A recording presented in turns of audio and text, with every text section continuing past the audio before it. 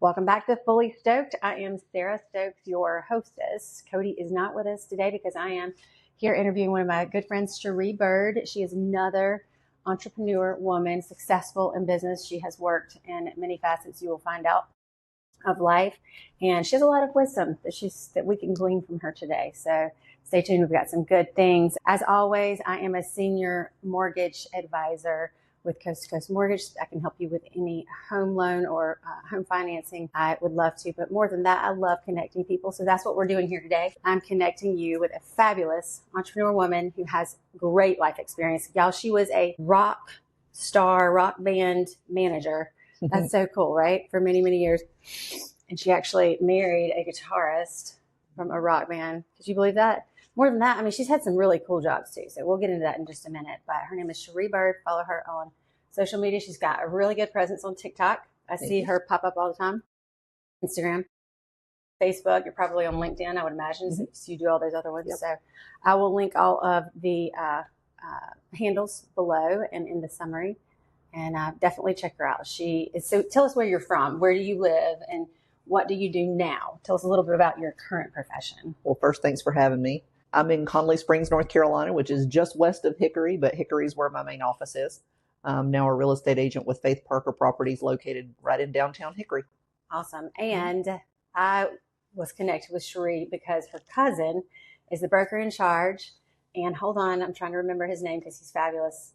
He's also a photographer and an incredible photographer. So he did my photos twice or three times, I think. I travel all the way to Hickory, which is halfway between Asheville and Charlotte, but it's a good hour and a half to either one. So I would travel to have him do our photos. Shane Green. That's right. Yeah. Hey, shout out to Shane. Very talented, very talented.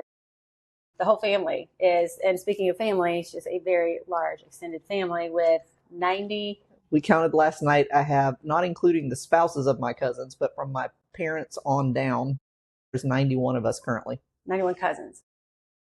Family members from that's a lot of cousins. No. Okay. But there's about 50 cousins with the great grandchildren and great grandchildren. That's awesome. I guess since she's 18, you were in the music industry. Tell us how you got into the music industry. I had a passion for music since I was really young, actually, and I started following a local band where I grew up on the Gulf Coast of Mississippi.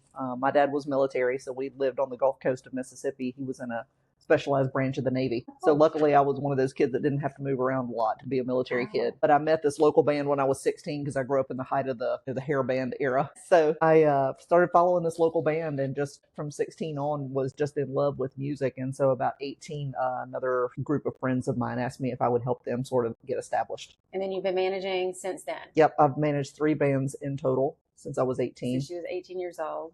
And the very last one was my husband's band. And I managed them 13 years and then I met and married him along the way. Nice. Which is a no-no in the industry, by the way, but I did it. So you and your husband, so is he playing anymore? He still plays, writes, records, but he doesn't play live anymore. Oh, yeah, since 2016. So he writes music. So he's a guitarist, but if he writes music, he writes it for the whole band, I guess, to see that. Yeah, he was the general music writer for the band anyway. Yeah. It's really cool. Musicians are fascinating. Just Very to much. have that mind to be able to do that. It seems kind of mathematic in a way, is it? Very much. Because you have to stay on beat and you have to know what goes where. Very much. It's really interesting. Yeah. Yes. Do you have musical talent? Can you play? Not at all. Not a lick. Me either. I can't play. But it's funny because musicians are very, very left brain kind of people. They're very artistic. They don't see music. They don't see the business side at all and don't want to. That's why they hire managers. So they don't want to get caught in all that. You just like to listen to it? Oh yeah. I love music to my very core. It's something I do every single day, and I've probably seen 500 concerts or more in my life. And there's a couple of bands that I've followed around the world. I mean, really? Yeah. Give us an example. I've seen Duran 26 times. Oh, wow. In 7 states and 2 countries. Nice. Wow. It's my guilty pleasure since I was probably 12 years old. I loved her. I do too. And my husband understood it when he met me, and he doesn't even try to stop me. That's awesome. So this time last year, I was at Madison Square Garden seeing them in Halloween. Really? That's so cool. Yeah. That's so cool. So my bonus daughter, my stepdaughter, is at Madison Square Garden. I think tonight she's going to see it's not Taylor Swift, but it's Taylor's best friend. I don't remember her name, but so she's doing that, and she's only like 10. Oh, so she went wow. with her mom. Yeah, they're having a great time up there. But I bet it's exciting. And so, I don't think I've ever been to Madison Square. It's great.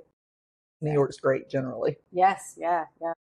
Okay, so you continue to manage bands, 3 different bands, but you also had you had like a full-time career too. I did. Tell us about that, because you're in healthcare. You have been in healthcare for how many years? I got into healthcare in '99, kind of fell into it strangely. My original goal in life was law. That's what I wanted to do all along.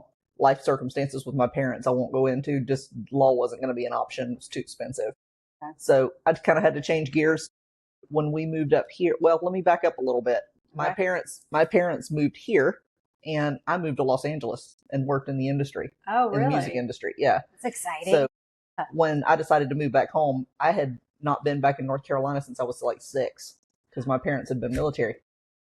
Okay. I moved back to North Carolina for the first time as an adult. Okay, so you're originally, yes, that's right, because your family here. Right. I got it. So you grew up in Mississippi? Yeah. For a large portion. Yeah.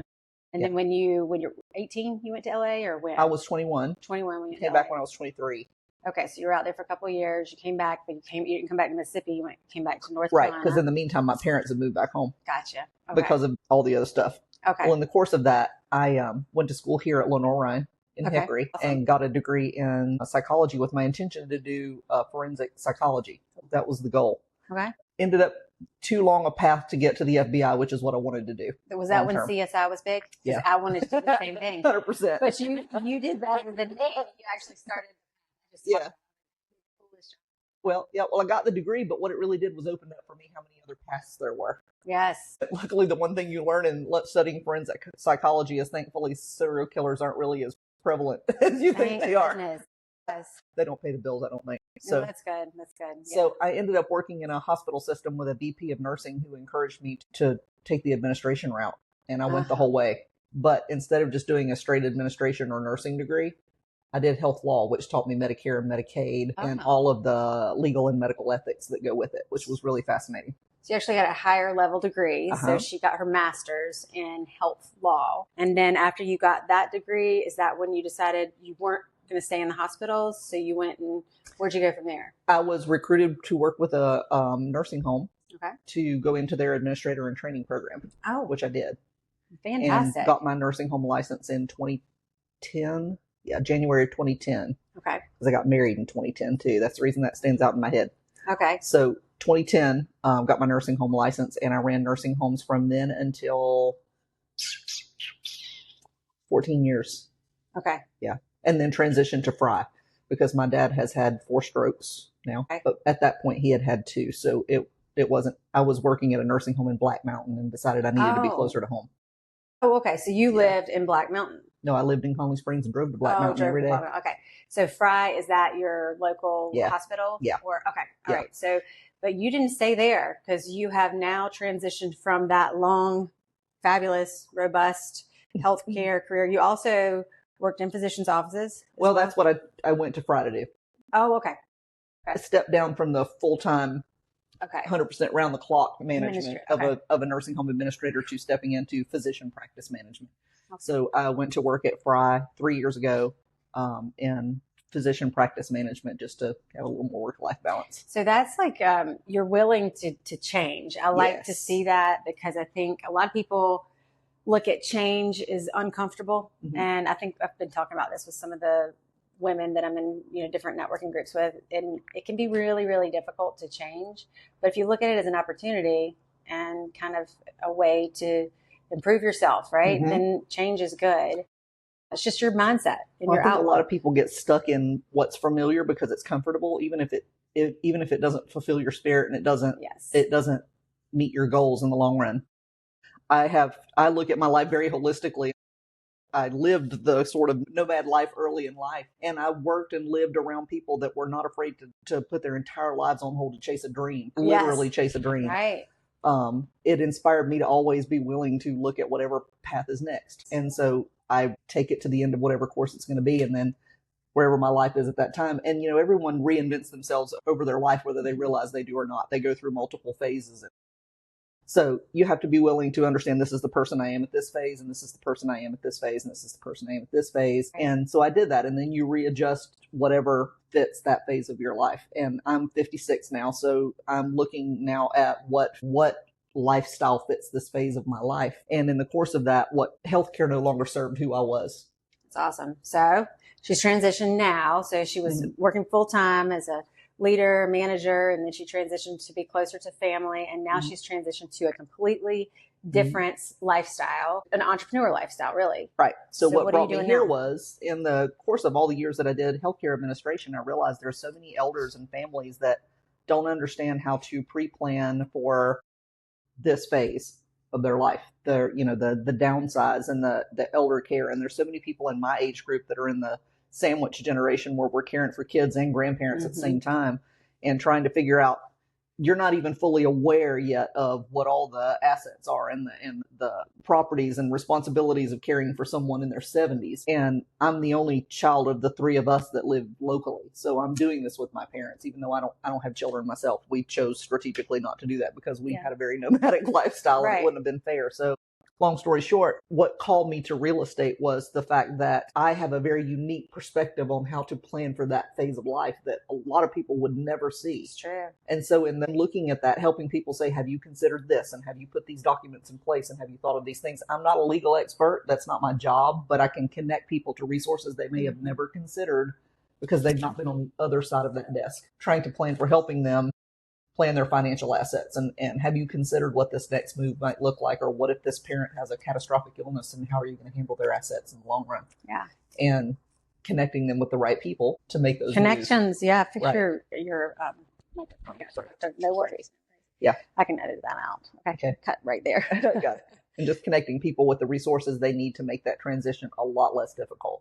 And so that's how you got into real estate. Plus your cousin. Well, I called Shane just to say, I'm getting my real estate license. Can you help me decide how I need to pick a broker? And he said, come hang your license with me. It was never even a question. Yeah, that's awesome. Yeah. And That's I said, awesome. Seriously, you would consider that? He said, absolutely. Yes. Of course, he knows me. Yes. Yeah, he does know you very well. Yes. And so you've been working with him. Now, I met you like maybe over a year ago, I guess. Yeah, it's been right at a year ago. I got my license in January. Well, it's right just under a year ago. I got my license in January, and I met you right after that. Oh, okay. Yeah. All so, right. Yeah, because we're in October 31st. It's Halloween today. Yep, Halloween Nice today. Festive sweater. Yes. So you've been doing it for a year, and then you decided to step away. Yeah, in September, I had built my infrastructure, built my sort of social media, connected all of my sphere of influence, and told them all what I was doing. And then in August, my dad had another massive stroke. So it's just a situation where life isn't going to give me that choice. But because I've pre-planned and I'd made those decisions and gotten my license and built that structure and saved some money and sort of, again, laid that foundation where I could make that decision when the time made sense. And then I didn't get a choice. To step away from a full-time work schedule. I mean, real estate is definitely a full-time work schedule, but it is a bit more flexible. You can pick and choose. And what's been nice about it is that if my mother says, I need you to help me move him this morning, that I'm not necessarily sitting in an office. Right. But luckily, he's recovered more than we were worried that he would at first, which is great. Okay. So we still have him at home because we did our pre-planning. Wonderful. Well, your resilience and reinvention of yourself is a really good lesson for us to all take away. Instead of looking at reinvention or change as a negative thing, you look at it as reinvention. And I think that's a really positive way. So that's one good thing to take away from this. All right. What made you, talking about elder care, I know your dad is specifically in a place where you're caring for him or your parents, or you're helping, I guess. What initially, you said you fell into it, right? But you do have a passion for it still at this point. And is it just from seeing over the years how people really didn't know how to navigate this stage of life? Yeah. And in the process of that, there's so many people that just need an advocate and someone to help them understand how to deal with these assets or if I can meet them in this space earlier in their life, then downsizing doesn't become that scary thing they fear. And so that became the niche that I decided to pursue in this career, was helping people prepare for that early. So you can still connect people. If they had questions, 100%. then they could potentially reach out to you and you could point them in the right direction. Absolutely. That's what I intend to do. Obviously, I'm not the expert. Okay. That's why I rely on folks like you guys. All right. So there you go. Mm-hmm. She can definitely point you in the right direction. You have a unique lens. You have a lifetime of experience in healthcare, and also you are connected. You're well connected with a lot of people. So reach out to her if you have any questions about where to go and who to contact for your parents or yourself, or maybe downsizing from a big family home to a smaller townhome or condo or anything like that. In fact, you list houses probably for people who are downsizing. And so that's, she's an expert on a couple of different ends. So I see a lot of leadership in your healthcare industry, and then managing the bands, that's leadership. And now, what is your role? You're just a real estate agent right now, or do you have plans to do mainly buyer side or listings or both, or kind of what is your role at Faith Parker Real Estate? Right now, I'm just an agent because I'm still technically provisional for about 2 more weeks. When I finish all of that, I'm finishing my coursework. Okay. And then after that, I'm actually working with Shane. We're doing he's my broker in charge, but we're working to grow it as he's just taken on this agency full time for himself. He just took it. He's established as an agent. Don't get me wrong. He's been an agent for many, many years, but he just recently took on Faith Parker Properties for himself. So he's the broker in charge. Yeah. So he is, I'm hoping to be able to bring some, I want to say this the way it sounds. Recruit people, or? Well, I guess that would be his choice ultimately. Absolutely, yes. A different level of structure probably is the right way. Okay, a differently, yes. Well, and that's what you did. That's right. For management for all of those places. That's right.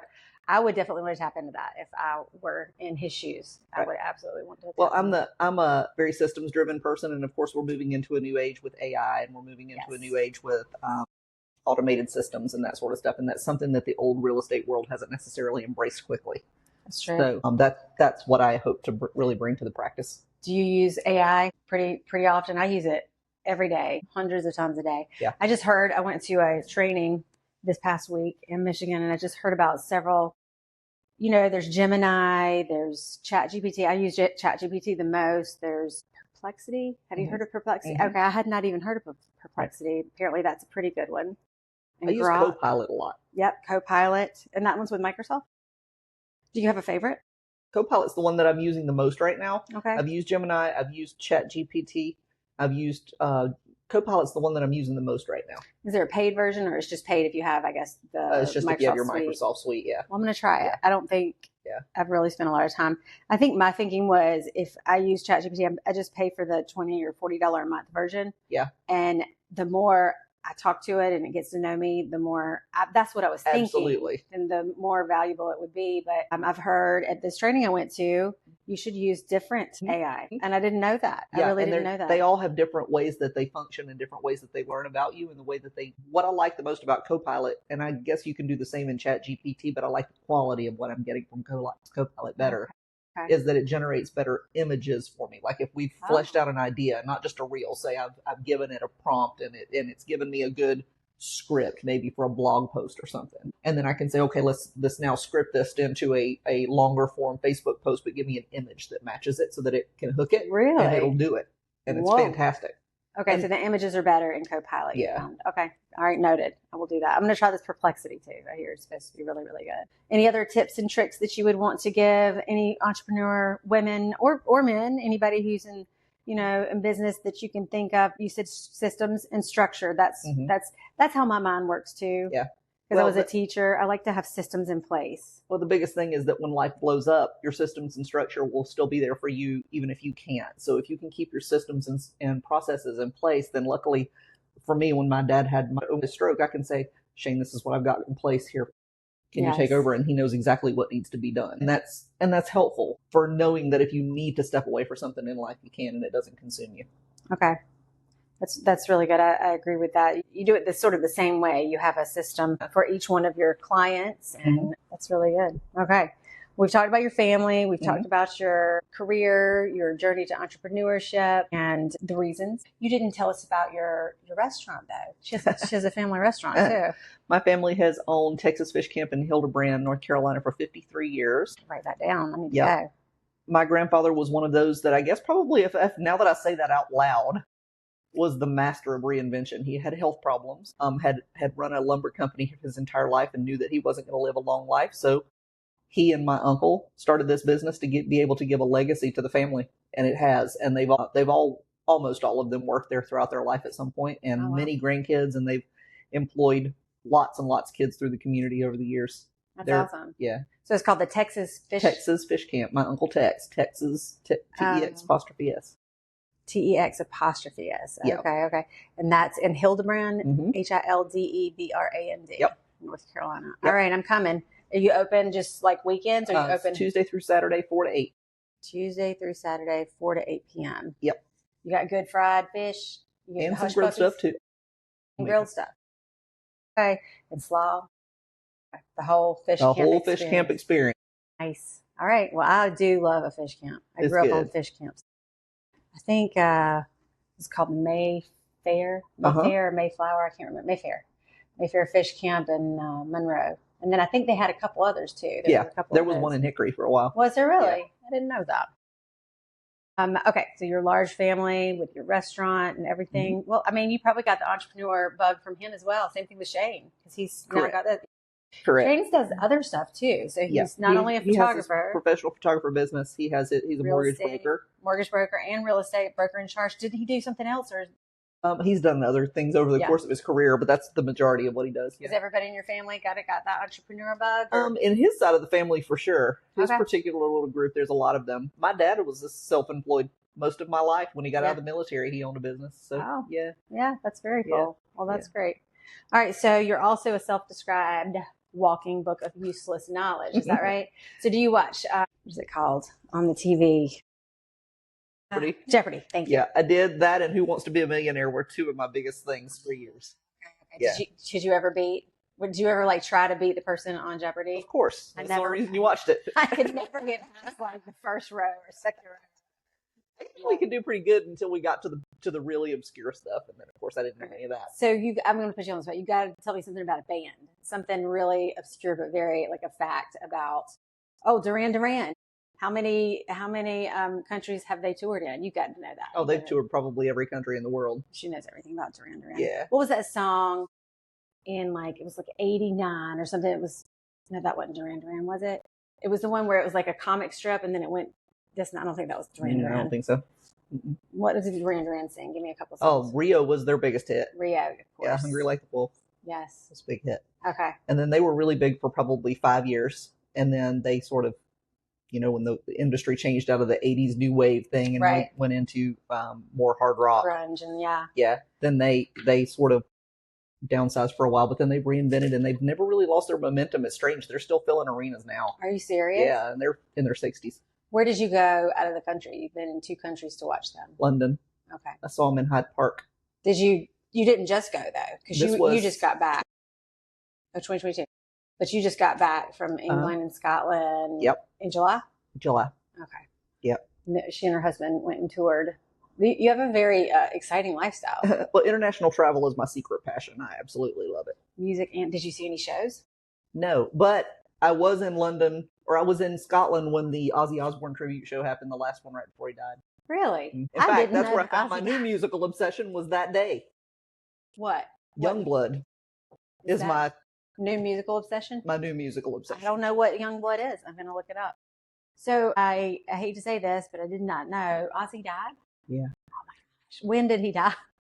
July. He died 3 weeks after that show. Really? Yeah. July 21st. I may have noticed that. It may have come across. Yeah. He was really sick. I used to, listen to, what was it, Ozzy, but what was the band? Black Sabbath? Yes, Black Sabbath. Yeah. I used to listen to Black Sabbath. She does, see? She's got a lot of knowledge.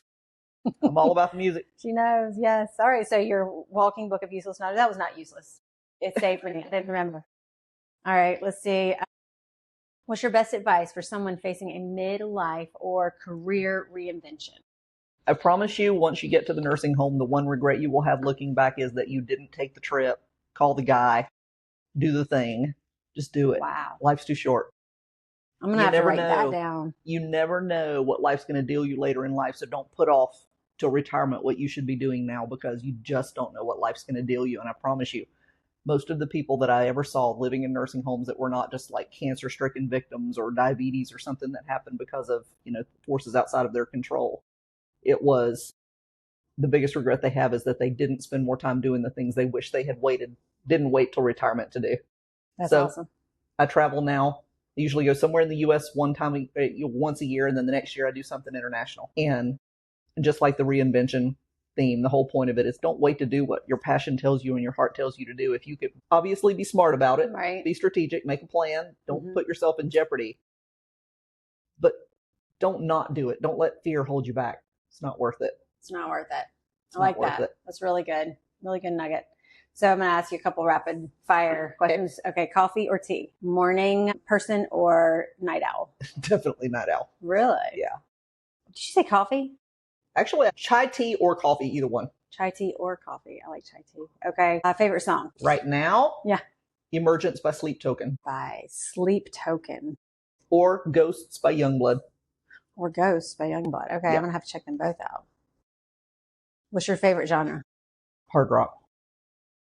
I like it. Definitely do like it. All right. Well, if people wanted to get in touch with you, they could go to, what's your website? I have two, actually. My broker site is faithparkerproperties.com. Okay. My personal site is Sheree Byrd, Realtor.com. faithparkerproperties.com and Sheree Byrd. Right. Realtor. SHEREE Byrd, Realtor.com. And you're on TikTok, Instagram, Facebook, LinkedIn. I don't do X and I don't do Snapchat. Everything else I'm on. I aspire to do X, but I don't have any interest in all the drama. Is that what it is, drama? I just hadn't had time to even look at it. Yeah, don't have any interest. I don't do Snapchat either. That's another one of those, life's too short for me. I don't have any interest in it. Yeah, exactly. All right. So you got any open houses coming up? People can join you? Took a listing yesterday. I really hope I'm going to end up with, and if so, it's going to be a big one. I'm going to have you too. Yes. Woohoo. Yeah. We'll do an open house. So we'll let you know. We'll keep you posted. I appreciate you coming so much, Sheree. It's always a pleasure to spend time with you, and we will do a charcuterie board if you like at the next open house. And so thanks for coming out. So catch us next time. We have more ladies and entrepreneurs coming out later. Guys, see you later. Bye-bye. Bye.